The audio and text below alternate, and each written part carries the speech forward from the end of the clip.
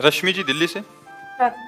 राधे राधे महाराज जी। महाराज जी, अगर कोई व्यक्ति हमारे सीधेपन का फायदा उठाकर हमारे साथ छल कपट करता है या विश्वासघात करता है तो उसे क्या हमें अपने जीवन से त्याग देना चाहिए? नहीं, इस परिस्थिति में खुद को कैसे प्रसन्न रखें? देखो, भगवान के परम भागवत अवतारी पुरुष धर्मराज युधिष्ठिर, भीम, अर्जुन, नकुल, सहदेव अपने बाहुबल से इंद्रप्रस्थ की स्थापना की और पूरे विश्व को परास्त करके सम्राट बने, और शकुनी ने पासे में सब गायब कर दिया। क्या भगवान उस समय सुदर्शन चक्र का अगर प्रयोग कर देते शकुनी के ऊपर तो सारा खेल समाप्त हो जाता, कौरव भी बच जाते और पांडवों को भी दुख ना भोगना पड़ता, पर ऐसा कुछ नहीं किया। शकुनी ने 12 वर्ष का वनवास और 1 वर्ष का अज्ञातवास पांडवों को निश्चित किया, और ऐसे महावीरों को, ऐसे अवतारी पुरुषों को भारी कष्ट भोगना पड़ा छल के कारण। तो हमें लगता है कि कहीं ना कहीं भगवत विधान होता है। जो आदमी छल कर रहा है हमारे साथ, शायद है कि हमने पूर्व जन्म में उसका कुछ लिया होगा। आज हमें लग रहा है कि वो छल विधान से हमारा ले रहा है, लेकिन पूर्व जन्म में हमने कोई छल किया होगा तो उसी का उत्तर मिल रहा है। मुझे ऐसा मान करके शांत, अगर त्यागने की जरूरत है तो त्याग दीजिए, नहीं कुछ ऐसे संबंध जहाँ त्याग भी नहीं सकते।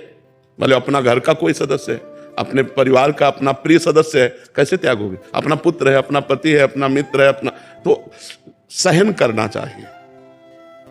मतलब दूसरा उपाय नहीं है, एकमात्र सहन करना उपाय है। कबीरा खुद को ठगाइए, दूसरों को ना ठगे। अगर हमको कोई ठग रहा है तो वो देख रहा है, छोड़ दो उसके ऊपर, जाओ भैया जाओ। जब वो मालिक हमारी तरफ देखेगा तो निहाल कर देगा, और जब उसकी तरफ देखेगा तो बेहाल कर देगा। दुखिया को न सताइए, दुखिया देगा रोए, और जब दुखिया के मुखिया सुने तब तेरी गति का होए। ऊपर से लेकर के ये आज तक इतिहास साक्षी है। ये छल, ये कपट, ये व्यवस्था पहले से चली आ रही है बड़े बड़ों के साथ। वही तो कह रहा हूं, धर्मराज है भाई। हम लोग तो धर्म से चलेंगे, वो तो धर्मराज है। और छल से मारा कि 12 वर्ष का वनवास, 1 वर्ष का अज्ञातवास। ऐसे महापुरुषों को भी चाहते तो 1 मिनट में शकुनी को निपटा सकते थे भीम। 1 मिनट में केवल गला पकड़ के दबा दे तो जान से मर जाता। लेकिन सबकी जड़ शकुनी था, और उसका कई बाल बांका भी नहीं किया, और बहुत कष्ट भोगा, बहुत कष्ट भोगा इन महापुरुषों ने। मंथरा ने तो कैकेयी के कान भरे। कैकेयी जी ने हठ ठान लिया, सुबह होने वाला था राज्याभिषेक और शाम के हो गया वनवास। तो भाई देखो, हम लोग तो उनके अंश हैं, वो तो स्वयं परमात्मा है, बड़े बड़े महापुरुष है। कुछ बातें ऐसी होती जो केवल सहनी पड़ती है। कोशिश करो, अगर राजकीय कार्रवाई से तुम बच सकता है तो बच सकता है, नहीं तो शांत सह जाओ, वो देगा, मालिक कहीं से दे देगा। वो बहुत विधान करने वाला है। लड़ाई, हमें तो लगता है लड़ाई झगड़ा छल कपट इसमें सब ठीक नहीं है, शांति से सह जाए तो अच्छा है। देखो कितना सहने की कोशिश की पांडवों ने। पहले कहा था कि जब अगर 12 वर्ष का वनवास, 1 वर्ष का अज्ञातवास आप पूरा कर लेंगे तो पूरा चक्रवर्ती राज्य आपको मिल जाएगा। जब पूरा कर लिया तो उनका राज्य नहीं देंगे, बोले आधा दे दो, बोले आधा भी नहीं देंगे, बोले 5 गांव दे। अब आप देखो ईमानदारी की हद और बेईमानी की हद। पांडवों ने कहा 5 गांव दे दो, तो भगवान से क्या कह रहा दुर्योधन? सूजी अग्रे न केसवा, सुई की नोक पर नहीं देंगे। तो विनाश कर दिया। फिर 100 के 100 मरे, 99 नहीं, 100 के 100 मरे। तो इसलिए अपने को चाहिए कि दबता चला जाए, कोशिश करे कि लड़ाई झगड़ा ना हो, सह जाए। और जब ऊपर जो बैठा हुआ सबके देख रहा है, वो जब देख लेगा ना, तो वो जब न्याय करेगा तो विध्वंस हो जाएगा सामने वाला। इसलिए हम तो यही सिखाएंगे कि झगड़ा ना करो, हम यही सिखाएंगे कि हिंसा ना करो, शांत भाव से सह जाओ। अगर कहीं ऐसा लगता है तो राजकीय विभाग का सहयोग ले लो, लेकिन लड़ाई झगड़ा ना करो। बहुत शांति थोड़ा जीवन है। आजकल लोग जरा जरा सी बात में हिंसा कर देते हैं। ये नहीं जानते कितना कीमती मनुष्य शरीर, और इसको हम नष्ट कर देंगे और हमें कितना बड़ा अपराध लगेगा। ये सबसे बड़ी भगवान की सृष्टि में ये मनुष्य योनि है, सबसे बड़ी योनि है और बड़ी महिमाशाली है। इसके द्वारा बड़े बड़े पवित्र कार्य किए जा सकते हैं। पर लोग जरा जरा सी लड़ाई में एक दूसरे की हिंसा कर देते हैं, या जरा सा ऐसा समस्याएं आई तो पूरा परिवार जहर खा लेते हैं। ये सब नहीं करना चाहिए। सहना सीखो, नाम जप करो और भगवान के आश्रित रहो। किसी तरह संसार से हम मुक्त हो जाए। नहीं बहुत कठिन, बार बार जन्म, बार बार मरण कहाँ तक भोगेंगे यार? कितना भोगेंगे? कितना कष्ट है संसार में। तो इसलिए नाम जप करो। प्रशांत मिश्र जी मुंबई से। प्रशांत जी, राधे राधे महाराज जी, आपके चरणों में कोटि कोटि नमन। गुरुदेव भगवान, तन मन और धन से सबसे बड़ी सेवा कौन सी है इनमें? मन सबसे बड़ी सेवा है। मन, अगर हमारा मन प्रभु में नहीं लगा है तो धन के द्वारा 56 प्रकार के भोग, सोने चांदी के मुकुट, आभूषण, भगवान ने आदेश किया है, मय्येव मन आधत्स्वम मयि बुद्धि निवेशेत निवस्य मय्येव अत ऊर्ध्वं न संशय। तुम मेरे में मन को समर्पित कर दो, तुम मेरे में ही निवास करोगे। अम्बरीश जी चक्रवर्ती सम्राट हैं, उन्होंने क्या समर्पित किया? सावई मनः कृष्ण पदारविंदयो। गोपीजनों की क्या स्थिति है? उधो मन न भये 10-20 एक हुतो सो गयो श्याम पे। अब को आराधे ईस उधो मन न भये। उधो मन माने की बात, दाख छुहारा छाणी अमृत फल, बिस कीरा बिस खात, उधो मन माने की बात। दुर्योधन ने 56 प्रकार के भोग बनाए थे और इंद्र जैसा वैभव महल में तैयारी की थी कि श्री कृष्ण संधि कराने आ रहे हैं, उनको अपने पक्ष में कर लेंगे। जब भगवान से कहा कि पधारो महल में, तो भगवान ने कहा नहीं, तेरे में प्रीति नहीं है और मेरे में भूख नहीं है, दो में ही भोजन पाया जाता है। भूख ना होने पर भी प्रीति में पाया जाता है। आओ थोड़ा सा भी पा लीजिए। और भगवान ने कहा मैं आप्त काम हूं, मेरे में भूख नहीं, इसलिए। और वही भगवान वहीं से सीधे विदुर जी के घर जाते हैं और विदुरानी के अंदर इतनी अपार प्रीति है कि उनको शुद्ध नहीं अपने तन की। भगवान जब गए तो भगवान के ध्यान में मगन होकर स्नान कर रही थी। जी किसी दरवाजा कौन? तो श्री कृष्ण, बस इतने में तो डूब गए। लड़खड़ाती हुई दरवाजा खोला, तो उनको होश नहीं, पकड़कर भगवान अंदर ले गए। विदुरानी जी से कहा भूख लगी है, क्योंकि प्रीति है ना, तो प्रेमी के हाथ का भगवान पाना चाहते। भूख लगी है तो क्या? बोले वो केला रखे ले आओ। विदुरानी जी केला लाती है और गूदा फेंक देती है और छिलका भगवान के मुंह में लगा रहे। भगवान उसे पा रहे। इसमें प्रधानता अगर धन की होती तो दुर्योधन के यहाँ पाते, अगर तन की होती तो भगवान दुर्योधन के यहाँ सुंदर राजकुमार धन सब शरीर से व्यवस्थाएं की थी। तो तन और धन दोनों होने पर भी मन ना होने के कारण भगवान ने वहां स्वीकार नहीं किया, और विदुरानी के यहां मन प्रेम में है, इसलिए उन्होंने स्वीकार किया। तो तन और धन से बड़ी सेवा है मन की सेवा। जैसे हमारा भाव है कि कोई दुखी ना हो, पूरा संसार स्वस्थ और सुखी रहे, ये भाव भगवान स्वीकार करते हैं। मन ही तो बात, खास बात तो मन है कि नहीं? आप बताओ, जैसे हम आपको बुलाया अपने घर, सब भोजन दे दिया, लेकिन हमने प्रीति नहीं दी और कुछ नहीं है, प्रेम से आपको बुला के बैठा ला, प्रेम से मन दे दिया 10 मिनट आपसे, तो आपको लगेगा यार बहुत अच्छे आदमी, जरूर गरीब आदमी, नहीं खवा पिया पाए, पर यार मतलब हमारा मन संतुष्ट हो गया। हाँ, तो वो मन लगा करके जो प्रीति की जाती है वही खास। सब जगह मन श्रेष्ठ हुआ कि नहीं हुआ? कहीं भी आप देखो तो हमारा चाहना भी मन लगा करके है। और कोई भी कार्य करें उनमें प्रधान तन होता है या धन होता है या मन होता है। कोई भी क्रिया करो प्रधानता मन की होती नहीं। तो मन लगाकर बात सुनना, मन लगा करके आप पढ़ाई करना, मन लगाकर आप इस कार्य को करना, सारा का सारा खेल मन का है ना? मन का। तो तन और धन ये गौड़ है, मुख्य है मन। तन और धन का क्या अस्तित्व है महाराज जी? इन दोनों का क्या अस्तित्व है? अगर हम शास्त्र के अनुसार, संत वाणी के अनुसार, धर्म के अनुसार अपने तन को लगाएं और अपने धन को लगाएं तो हमारा मन पवित्र हो जाएगा, और मन पवित्र होकर भगवान में लग गया तो सब बात बन गई।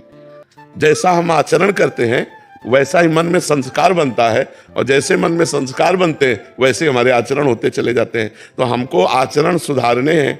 हमें शराब नहीं पीना, हमें मांस नहीं खाना, पराई बहन बेटी की तरफ गंदी दृष्टि से नहीं देखना, पराया धन नहीं लेना, ये तो सब कोई जानता है, लेकिन जानते हुए भी मानता नहीं है। बस बात इतनी है, अगर मान जाए तो सब बात बन जाए। धन का प्रयोग, जो हमारे परिवार के सदस्य हैं, सबसे पहला अधिकार उनका है। जैसे आप धन कमाते हैं तो सबसे पहला अधिकार आपके परिवार में, जैसे माता पिता पुत्री, पुत्र, पत्नी, इनका अधिकार है।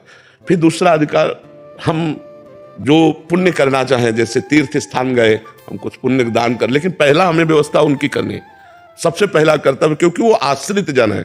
और उसमें भी उनसे भी पहले अतिथि, उनसे भी पहले अतिथि। जैसे हम भोजन पाने जा रहे हैं परिवार के, इतने में दरवाजे कोई आया और वो कह रहा मैं भूखा हूं, अब रुक जाओ, पहले उसको भोजन पवा दो, उसकी भोजन व्यवस्था करो। अतिथि का अधिकार परिवार से भी बढ़ करके, हमारे धन पर सबसे पहला अधिकार परिवार पर है, और परिवार से भी बढ़कर आए हुए अतिथि पर है। कोई भूखा संत, महात्मा, सन्यासी, भिक्षुक कोई भी आ जाता है और कहता है मुझे भोजन, मान लो 5 लोग हैं, मुझे भोजन चाहिए, तो हम अपने घर के 5 लोग आज बाद में बना लेंगे या शाम के पा लेंगे, पर इनको हम भूखा नहीं जाने देंगे।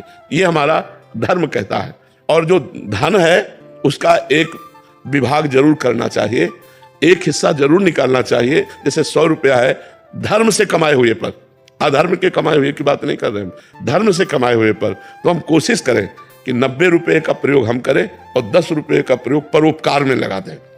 तीर्थ याटन गए, कहीं भगवान की सेवा, दान पुण्य, या किसी बीमारी की अवस्था में हम सहयोग कर दें, या जहां जैसा, किसी गरीब की कन्या, या जहां जैसा लगे 10 रुपये 100 में निकाल के रख देने चाहिए। 90 प्रयोग करो, 10 निकाल के 10 रख दिए, और वो जब इकट्ठा हो गए, मान लो हम कह रहे महीने में हमारे 200 रुपये इकट्ठा हुए, हम 200 को चारा लेते हैं हरा और गौओं को पवा देते हैं। तो ये धर्म विधान से चले तो हमारा तन मन धन सब पवित्र हो जाएगा। एक भागवत करा देते हैं, सब लोग 7 दिन भगवान की कथा सुने, थोड़ा थोड़ा प्रसाद पाए, हो गया। ऐसे सत्कर्म करते थे पहले धार्मिक लोग। पार्टी का मतलब है सब लोग मिल करके एक उत्साह मनाना।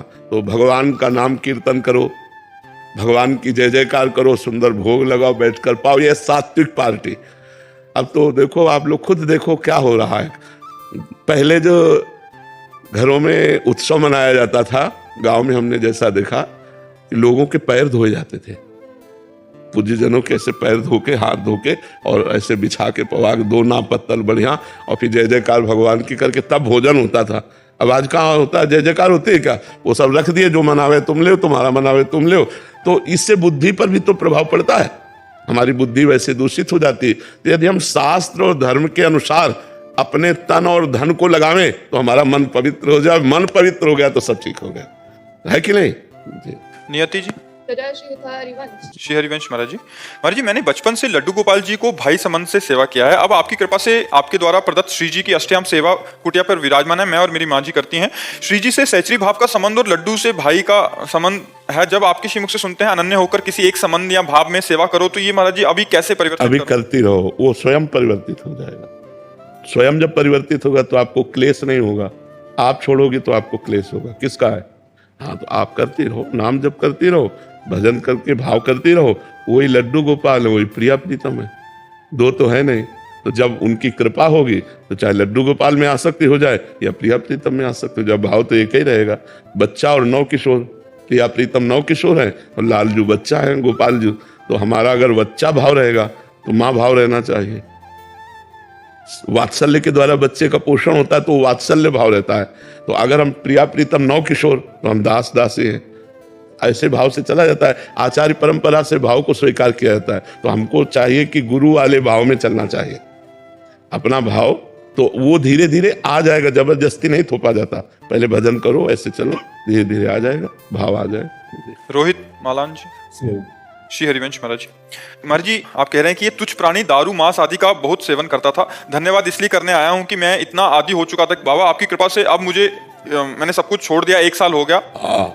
नहीं, बहुत सुंदर भाई, हम तुम्हें धन्यवाद देते हैं जो आप बात मान करके गंदी बात छोड़ दिए। तुम्हारा जीवन अच्छा हो, स्वस्थ हो और तुम उन्नति को प्राप्त हो, यही हमारा तो लक्ष्य है कि बैठे बैठे बीमार अवस्था में भी कष्ट सह के बोलना, कष्ट सह कर आना, बस एक ही उद्देश्य, जब तक प्राण है तब तक हम अपने देशवासियों को जितना हमारी वाणी में सामर्थ्य है उतना पवित्र करें, उतना अच्छे मार्ग में चलावें। तो ये हमारा सौभाग्य है कि आपने छोड़ा, तो हमारी वाणी सफल हुई ना।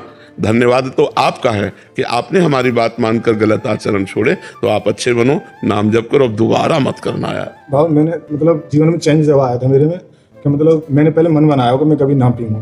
तो 6 महीने आए गए, 6 महीने के बाद तुम्हारी एक रील देखी, तुमने असमर्थता जताई कुंभ ना जाने की। तुमने वहाँ कुंभ जल लेने गए तो वहां मैंने श्री जी वचन दिया कि मैं जीवन में मतलब मैं अपने बाबा के लिए जब जल लेके जा रहा हूँ तो मैं कभी ना करूँगा यार, तो तुम्हारे लिए जल लेके आया वहाँ पे पैदल, फिर मतलब वहाँ के बाद फिर दोबारा अपने गांव से यहाँ तक दंड बताया तुम्हारे लिए। बहुत बहुत सुंदर, बहुत सुंदर। ये सब भगवान की कृपा से होता है। बहुत सुंदर। यथार्थ शर्मा जी, ग्वालियर से। राधे राधे। राधे राधे महाराज जी। महाराज जी, मैं एक कॉलेज विद्यार्थी हूँ। नियमित रूप से आपका एकांतिक वार्तालाप सत्संग श्रवण करने का प्रयास करता हूँ, आपकी आज्ञा पे चलने का भी प्रयास करता हूँ। महाराज जी, आपके वचनानुसार मैं प्रयासरत रहता हूँ कि किसी भी निंदा आदि ना करूँ और व्यर्थ तथा प्रापंचिक चर्चाओं से दूर रहूं, किंतु कॉलेज एवं समाज में सहपाठियों तथा मित्रों में प्राय इन्हीं बातों की बहुल्यता रहती है। किसी प्रकार की भागवतिक चर्चा सुनने और करने की नहीं मिलती। इन प्रापंचिक बातों को कानों से भी सुनने पर बहुत पश्चाताप होता है, गुरु अवज्ञा सी लगती है महाराज जी। ऐसे में मन खिन्न हो जाता है महाराज जी, कैसे? अब जैसे विभीषण जी लंका में रहकर भगवान की भक्ति किए, हमको ऐसे अपने मित्रों के बीच में रहकर भक्ति करना है। अंदर से राधा राधा, बाहर से जो निंदा स्तुति की बात हो तो मन हटा लो। और ऐसे बैठे दिखाई दे रहे हो लेकिन अंदर से जैसे ताप हो रहा ना, ये आपको निष्पाप बना देगा। रहना तो पड़ेगा। ये पढ़ाई कर रहे हो तो विद्यार्थियों के बीच में, ड्यूटी कर रहे हो तो संसारी पुरुषों के बीच में, अब वहाँ ज्यादा भक्ति का प्रभाव थोड़ी दिखाओगे। भक्ति अंदर रखो। अब ऑफिस में जाना है, लोग शराब पी रहे हैं, वहीं तुम्हें बैठा है, लोग पी रहे। अब तुम्हें ये थोड़ी दिखाना है कि हम अलग चीज हैं, बैठे हैं, नहीं हमारी रुचि नहीं है, हम पीते नहीं। ऐसा हिम्मत रखनी चाहिए कि अगर भाई वो कह रहे हैं जरा डालिए तो हम डाल देंगे, लेकिन हम पिएंगे नहीं। मित्र मतलब ऐसी ऐसी परिस्थितियां हैं कि जैसे आर्मी में है, अब उनको ड्यूटी लगी है, परोसिए। तो अब ऐसी परिस्थिति में क्या करूं? तो हमका परोसिए, आप परोसिए, कोशिश करो, आप मत खाइए। अगर आपको सत्संग मिला है, आप चाहते हो कि मैं ना खाऊं, तो आप मत खाइए और भजन कीजिए, पर परोसिए, क्योंकि आपकी ड्यूटी है। वहां अगर नहीं करते तो फिर आप कहीं दंड के भागी ना बन जाए। अगर जो जैसा आदेश हो रहा है सरकारी, वैसा हमें लगता है। दबाव पक्ष तो कहीं नहीं होता कि आप ये खाइए, आपके लिए दोनों हैं, जो मना है सो खाइए, ऐसा ही होता है। लेकिन आप अगर परोसने में तो आपको परोसना पड़ेगा, आप बनाने में तो आपको बनाना पड़ेगा। खाइए मत, वो तुम्हारी। तो कई ऐसी परिस्थितियां होती हैं जिनमें 25 लोग काम कर रहे हैं और 24 लोग उसका सेवन कर रहे हैं और एक को बचना है, तो एक को ऐसे अलग नहीं बचेगा। 25 बैठो पर 24 खाएं और तुम मत खाओ, और 24 से ऐसा प्रेम व्यवहार दिखाओ कि हम आप जैसे ही हैं, हमारी रुचि नहीं है, हमने नहीं खाना। तो वो दबाव ना तुमको परास्त कर पावे। तभी जो रहीम उत्तम प्रकृति का करि सकत कुसंग, चंदन विष व्यापत नहीं लपटे रहत भुजंग। तो चंदन में काले सर्प लगे रहते हैं तो उनका विष नहीं चढ़ता, चंदन अपना शीतलता उनको प्रदान करता है। तो प्रभाव ऐसा बढ़ाओ कि 24 का कुछ प्रभाव तुम्हारे ऊपर ना पड़े। हो सकता है तुम्हारी ऐसी निष्ठा देखकर 24 में 1-2 टूट जाएं कि भाई हम भी इसकी तरह चलेंगे, ऐसे हम बने, ना कि हम 24 के प्रभाव से टूटकर 25 में भी उसी में टूट रहे हैं लोग और लहसुन प्याज भी छोड़। हाँ, क्योंकि जब प्रभाव पड़ेगा आपका। मेरे संग जो बैठ के खाते थे वो लहसुन प्याज छोड़ने लगे धीरे। हाँ बिल्कुल। एक वकील है सत्संगी, कम से कम 30 वकीलों को उन्होंने बदल डाला। 30 लोग धोती कुर्ता में, और राधा वल्लभ श्री हरिवंश श्री, तो हमका धन्यवाद है। 30 लोगों ने व्यसन छोड़ दिया, 30 लोगों ने गंदी बातें छोड़ दी और उनके साथ होकर के जुड़। तो अगर हम चाहें तो कई लोगों को बचा सकते हैं। अपने प्रियता, अपनी मित्रता। अच्छा, कोई हट किए हुए तो देखो, ये बच्चा ने, इसके मित्रों ने कहा तो इसके दिमाग में कहीं ना कहीं बात बैठी और इसने छोड़ा, इसको रास्ता मिला, देखो बढ़िया चल पड़ा। नहीं तो ऐसा पीने वाला कि मतलब मित्र लोग ऐसा कहते थे। तो हमें लगता है कि अगर हमारे सदवाक्य जाएंगे तो टूटेगा एक दिन। हाँ, मेरा मित्र एक आर्मी में, तो मतलब वाकई में मैं वाणी भी छोड़ू। हाँ।